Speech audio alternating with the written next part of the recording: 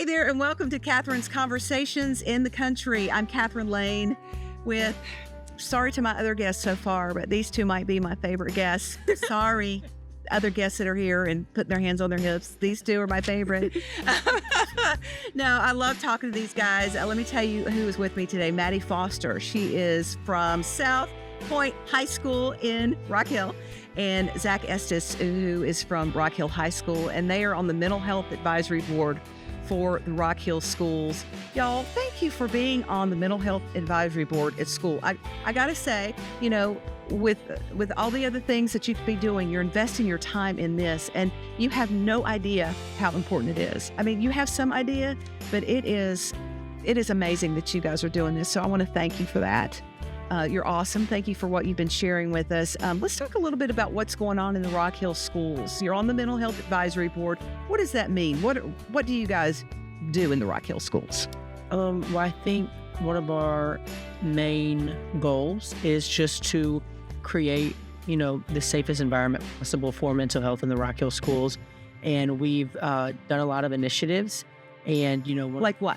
One of our bigger projects we're working on right now is implementing an app into our database that allows students to express that, what they're struggling with, or if they're concerned about anything with their mental health, and, that going to the right people to point them in the right direction.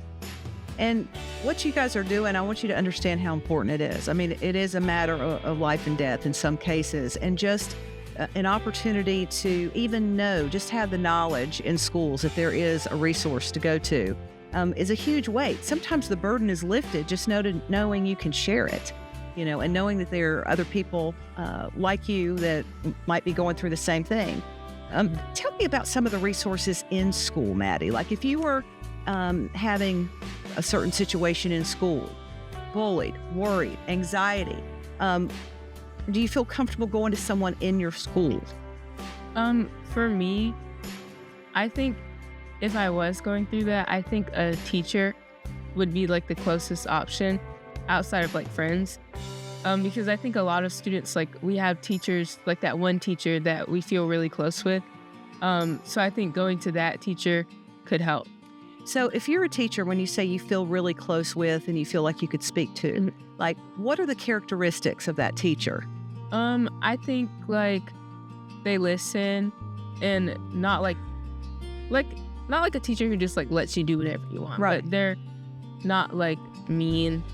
They're nice, and like they kind of are like lighthearted about things. Just they feel comfortable. Right. So what I've been hearing a lot from you guys is being able to talk, talking to a person, a parent, a teacher that's going to be understanding and non-judgmental. Those are some really important qualities to have. And, sometimes the best solution is the simplest one, just expressing, just talking. What are some other initiatives that's going on in the Rock Hill schools that you guys are a part of right now? Right now, we're working to implement NAMI in our schools, and which is the National Alliance on Mental Illness, right? Yes. I got that right. Sometimes I mess that up. That's a great organization and a great resource, and that's NAMI.org. NAMI.org is a great resource, and they do a lot of things with kids too. Mm-hmm. Yeah. There's a lot of, I can't remember the specific name, but there is a specific program that we want to implement in the 3 high schools, and then, eventually in all the Rock Hill schools. And it is one of those programs and resources where it gives you the advice, it gives you the information you need, and I believe it's working to build those relationships with either teachers, peers, or, just somebody you feel comfortable with inside your school. I love this so much. We were talking a little bit about peer pressure, and I was sharing with y'all earlier how I really didn't bloom till college because I was just one of these kids that I never, I was invited to the cool kids table, but I didn't feel comfortable there because other people weren't included. And, I didn't bloom until I got out of that kind of environment. Is there still a cool kids table? I don't think that there is, like, I feel like there's not a lot of like cliques. I think it's like kind of the closest thing I guess you could get to a clique is like sports teams, because my school, like, we're big sports. And like, so, you know, all the people who play the same sport, like, they're friends, but also I feel like everyone has friends from like every group or like every, like, And that's normal. yeah. That's And- not excluding, you know. Yeah, and like, I think that like everyone, for the most part, like, we're kind of like we're all together. So, and I think like in elementary school or like middle school, the biggest thing was the class that you're in that class with the same people every day and like all day. So I think like high school, there's so many different classes you can take, and like there's a mix of things. So like you're able to be in different groups of people. I love it. Okay. And I definitely want to piggyback off what she was saying with being with that same group of students every day. I kind of had a niche experience in throughout my education where I was in dual enrollment. So, What does that mean, Tolan? I'm sorry, not dual enrollment, immersion. Oh, immersion. Okay. Wrong. I'm in DLI now, which is the dual enrollment immersion. Okay. But my immersion program. So I don't know what that means either. I'm sorry. I'm getting there. So on the elementary school level, it consisted of splitting your day between English and another language. Uh-huh. So for me personally, it was Spanish.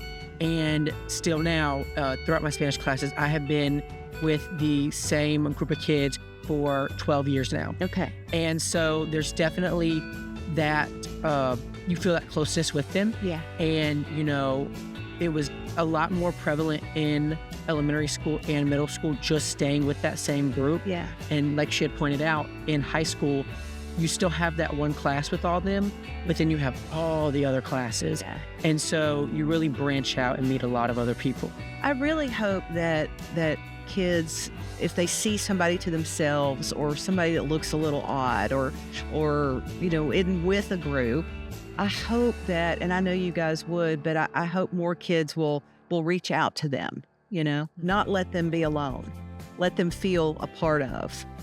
Do you feel like that happens in school now, or is that something that still needs to be worked on? I think that a lot of people now, they're just kind of like, I don't know what you would call it, but it's like some people just don't like approaching other people, or I feel like sometimes we're just so afraid of judgment. But I think that like walking up to someone and saying hi or like complimenting them or something like that, I mean, the worst thing that can happen is that they don't want to talk to you. And they you don't know want to be your friend. That And will then, make their day. I promise Yeah. you. That will make their day. and like, I think that it's just, there's like something holding some people back from just going and approaching people. Right. But you guys would. I know you would. Yeah.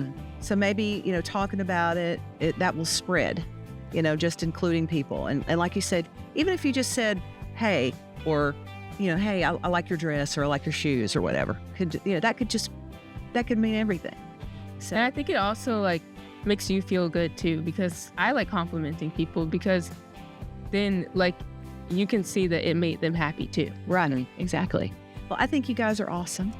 Thank you. Yes. Thank you so much to Maddie Foster and to Zach Estes. They are on the Mental Health Advisory Board for Rock Hill Schools. Thank you for schlepping it out all the way to Clover, to my home. This has been Catherine's Conversations in the Country. Thank you for joining us.